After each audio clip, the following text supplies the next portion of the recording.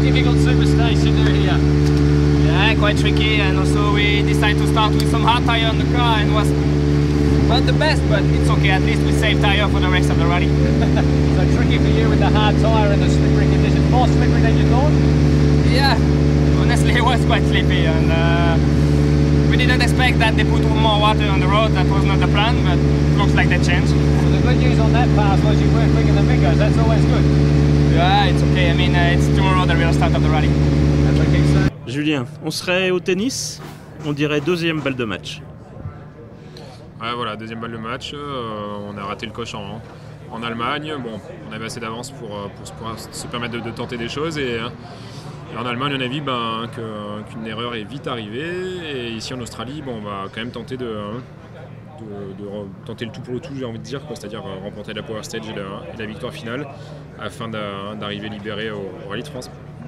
C'est un rallye complètement nouveau, qui demande beaucoup de travail. C'est un rallye qu'on avait fait en 2011 et c'était la première édition ici à Coff Harbour, donc c'est sur l'est de l'Australie, entre Sydney et Brisbane. Et donc c'est un rallye nouveau dans le sens où il y a 65% de spéciales nouvelles à peu près cette année. Donc on a deux spéciales qu'on a de 2011 et ça va pas mal nous servir, dont la spéciale où on était sorti dans des conditions un peu dantesques avec beaucoup de pluie et une argile qui s'était créée, c'était devenu très très glissant. Donc ouais, c'est bien parce que c'est un rallye où globalement l'expérience est un peu nivelée. Ceux qui l'ont pas fait ou ceux qui l'ont déjà fait une fois, dans tous les cas, sont à peu près au même niveau. Et ce sont plutôt des spéciales assez roulantes globalement, surtout le samedi et le dimanche. Et demain, par contre, c'est des routes un peu plus artificielles, plus sinueuses. Il va pas falloir se couper parce qu'il y a beaucoup d'arbres de souche sur les bords. Ça vous aurait bien arrangé d'avoir un rallye que vous connaissiez bien pour avoir moins de stress au départ, non ? Ouais, non, on prend ce rallye-là comme un bon challenge aussi. Il faut savoir gagner dans toutes les conditions. Et là, on sait qu'il va y avoir Chris Mick qui a fait un très bon temps ce matin, qui va être au rendez-vous. Il y a Neuville évidemment qui a l'écro. Latvala qui va essayer de sortir son épingle du jeu aussi. Donc sans oublier après voilà, les Osberg, Irvo, etc. qui peuvent aussi se montrer dangereux. Donc je pense qu'il va y avoir de l'animation.